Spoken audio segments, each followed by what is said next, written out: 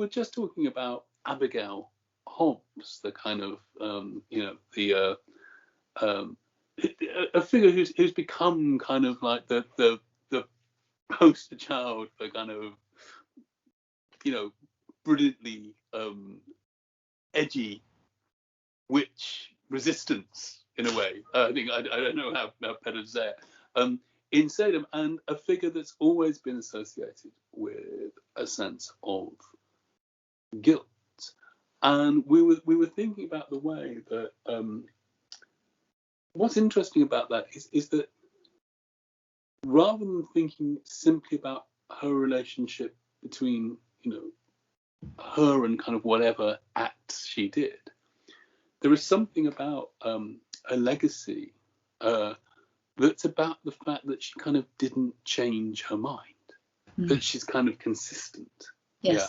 And I'm thinking, is there a sense, it seems to be a lot of what's going on here is that the characters here, the individuals, they're never quite on their own. They're always kind of caught up in a network which ascribes them their kind of proper place. Is there someone that's kind of that's in somewhat the same as Abigail Hobbs, but actually does change her mind, or is treated in a very different way? Yeah, so the character that really springs to mind, who I write about in the book, is a girl called Margaret Jacobs. And Margaret was 15 or 16 during the trials, and she kind of began in a similar way to Abigail in that she was accusing people of being witches.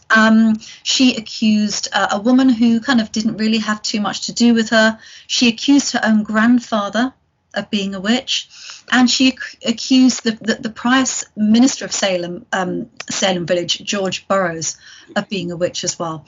And each of the three people she accused did go on to be executed. I'm certainly not talking about cause and effect. These people were also accused by other people, and I would never ever kind of lay that kind of blame on somebody, because as we know, we're discussing, there are so many more factors there. But Margaret did this under duress, and she recorded, and I think this is quite important, this sense of recording. She recorded that this was done under duress. She wrote 2 letters. One was to her father. And if we're talking about blame here, Margaret was arrested, her grandfather was arrested, her mother was arrested. Her father, with a weather eye to his own safety, ran off and left them to it. All right, okay, nice. And Margaret was clearly a very forgiving girl, and she wrote her father a letter saying how much she loved him. And she kind of told him that she'd only said these things under duress and fear for her own life. She was 15 or so. She was really, really afraid, because it was becoming clear, not definitely clear, but clearer at this point, that if you accused other people and if you confessed your own witchcraft, you were more likely to live. Okay. But Margaret couldn't live with what she'd done. And she was afraid of retribution in this life, but she was also afraid of retribution in the next life. But she could not live with what she'd done. And she wrote this letter, and she was allowed to see her grandfather and George Burroughs before they were executed, and told them how desperately sorry she was. And they both forgave her. And again, this is recorded. And she wrote another letter to the court as well, kind of explaining what had been going on, and it probably was used in evidence at her trial. But these people were still hanged in the way that the people Abigail Hobbs accused were hanged. And Abigail accused lots more people, but again, all of these people were accused by other people. It wasn't just Abigail saying, "You're a witch," and they're like, "Right, that will do then," Yes. But the way that Margaret's been dealt with by history is huge admiration for her courage in changing her mind. Mm-hmm. One historian talks about the strength of Abigail Hobbs. Not many of us have the strength of Abigail Hobbs, because what that strength was about was she did not know that she wouldn't be executed, because somebody else who changed his mind, changed his testimony, was Samuel Wardwell, and he was executed for it. Yes. So she didn't know, as far as she was concerned, to say, "No, I was wrong. I did it under duress. I was wrong." she was going to die because of this. So she's really kind of lauded for her strength, but there's still something disturbing, not about what she did, and I'm not saying that she didn't display, a lot of courage for a girl of her age, but in the way that history has seen her, because it's, I'm not going to try and quote from the Bible because I'm just not very good at it, but it's that kind of the more joy over one sinner who repents than 99 just kind of people, because lots of the children, certainly the later accused children from Andover, went on to accuse all manner of people, especially people within their own families. And there was a letter kind of written later on to say that a lot of these children did it because they were directed to do so by their families on the basis that they would be allowed to live. Mm-hmm. And they haven't been seen in the same way. It's just like, oh, well, that's fine kind of thing. And Abigail certainly hasn't been cut any slack whatsoever. And I do see Abigail and Margaret as these kind of uncanny shadow twins of, that they both kind of, similar age, went through similar processes, but that Margaret changed her mind, kind of wiped out all of her very much in inverted commas sin. There's something here. I just thought about it, that is that sort of relationship between repetition and change is really caught up in these narratives. I mean, I don't want to kind of like psychologize a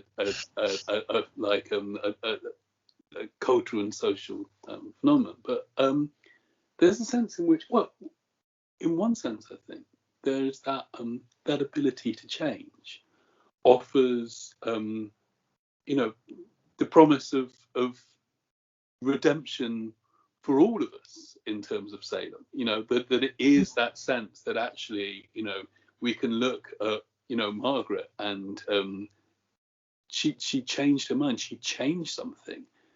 One of the things that's holding out is the promise that there can be change. But one of the things that we're also saying is that there's something about Salem that is a repetition.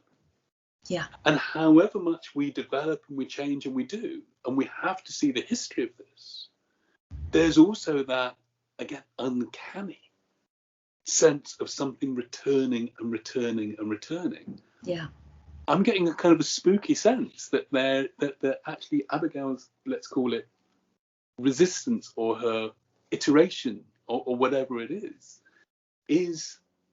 what is kind of demonic about it. Is also sort of demonic.